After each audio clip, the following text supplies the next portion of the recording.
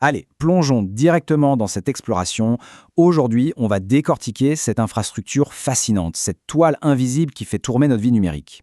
C'est partout, c'est littéralement l'épine dorsale de notre époque, mais soyons honnêtes, pour la plupart d'entre nous, ces rouages restent quand même un peu magiques, non? La vraie question, c'est de quoi est vraiment faite cette toile. On dépend tous de ces connexions, tous les jours. Un simple mail envoyé, une petite transaction bancaire, une série en streaming, tout ça exige un voyage incroyable à travers la planète. Pour piger comment un simple clic traverse les océans à un clin d'œil, il faut vraiment qu'on revienne aux briques de base de cette technologie.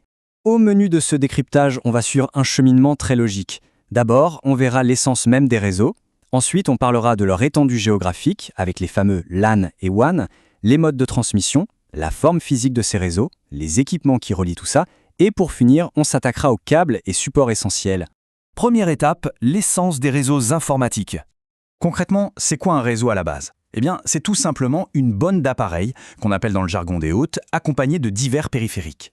Tout ce beau monde est relié par un support de transmission physique ou sans fil. Le but, discuter et bosser ensemble. C'est la définition absolue.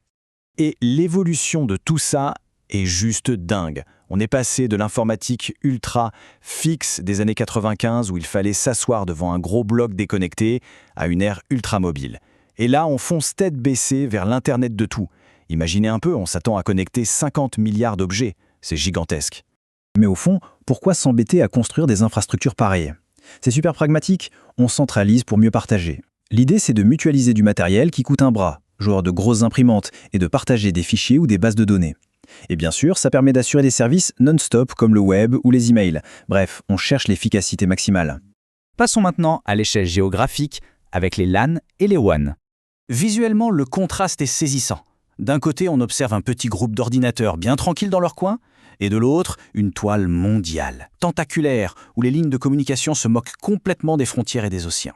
Pour vous donner une idée plus précise, un LAN, le réseau local, ça va hyper vite, mais ça reste confiné à une petite zone, moins de 3 km en gros, comme un immeuble de bureau. Le WAN, le réseau étendu, c'est tout l'inverse. Il relie des continents entiers pour le web ou la visio, même si la vitesse pure est un peu plus faible vu les distances incroyables qu'on parcourt. Troisième point de notre analyse, les modes de transmission et la façon dont tout ça est administré. La façon dont la donnée voyage, c'est super intéressant. On a 3 méthodes distinctes. D'abord, le simplex, c'est une rue à sens unique. Ensuite, le half-duplex, ça va dans les deux sens, mais chacun son tour, exactement comme quand on utilise un talkie-walkie. Et enfin, le full-duplex, la Rolls-Royce de la transmission, où tout le monde parle et écoute en même temps, avec une fluidité parfaite. Côté administration, on a un vrai choix stratégique à faire. Le modèle poste à poste, le fameux peer-to-peer, ce n'est pas cher du tout. Il n'a pas de chef, tout le monde partage à égalité, ce qui est idéal pour la maison. Mais pour une multinationale, impossible. Là, il faut basculer sur un modèle client-serveur.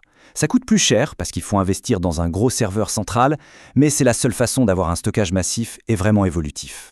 Quatrième partie, la géométrie du réseau, ce qu'on appelle les topologies physiques. La topologie, c'est littéralement la façon dont on va tirer et disposer les câbles sur le terrain. Dans ce domaine, on retrouve 4 grandes formes classiques, la topologie en bus, la topologie en anneau, celle en étoile et enfin la topologie maillée. Chaque forme a ses avantages. Avec une topologie en étoile, par exemple, on relie chaque machine à un boîtier central. Si un câble casse, hop, un seul ordi est déconnecté, c'est super facile à réparer.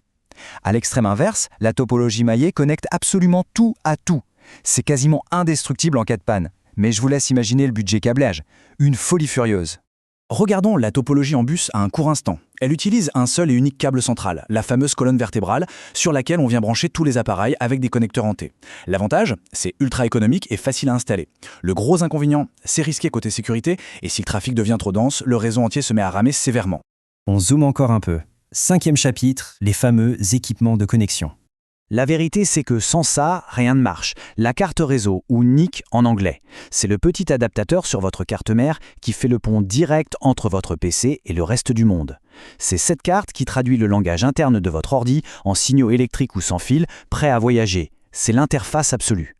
Et quand on veut relier plusieurs ordis entre eux, le choix du boîtier change tout. Un vieux hub, c'est un peu comme quelqu'un qui hurle le message dans une pièce bondée. Toutes les données vont à tout le monde. Ça crée un bouchon monstre et des collisions de données. Un switch, par contre, c'est brillant. Il isole les flux et crée un couloir privé pour chaque appareil connecté. Le résultat? Une circulation parfaitement fluide et zéro collision. L'horizon s'élargit encore avec les routeurs. Eux, ils sortent l'artillerie lourde pour relier des réseaux totalement différents ensemble, en divisant intelligemment le trafic à très grande échelle. C'est ce qui permet de naviguer sur Internet. Et si on veut carrément couper le cordon? On déploie des points d'accès sans fil pour balancer les informations de manière totalement invisible à travers les airs. On arrive au tout dernier point, les supports physiques de transmission.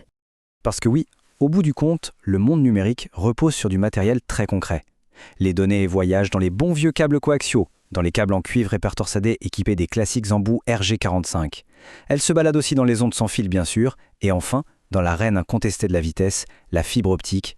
Il faut vraiment qu'on s'attarde sur cette fibre optique. C'est de la science-fiction. On envoie de véritables impulsions lumineuses pulsées à l'intérieur d'un fil de verre microscopique. Comme c'est de la lumière, il n'y a absolument aucune interférence électromagnétique possible. C'est cher, d'accord, mais la sécurité est inégalable. Et avec ce qu'on appelle les câbles monomode, on arrive à propulser des quantités astronomiques de données sur des kilomètres avec un seul rayon lumineux. C'est bluffant. Quand on comprend comment tous ces éléments s'emboîtent, de la forme des réseaux aux éclairs de lumière dans le verre, on réalise la prouesse dingue qui se cache derrière chaque écran. Ce qui nous amène à une réflexion incontournable. Avec l'explosion de l'Internet de tout et ses 50 milliards d'objets connectés qui nous pendonnaient, comment ces fondations matérielles vont-elles bien pouvoir tenir le choc? Par quelle révolution folle nos réseaux vont-ils devoir passer pour encaisser un tel tsunami de données demain? Le défi technologique est immense et on n'a certainement pas fini d'en entendre parler.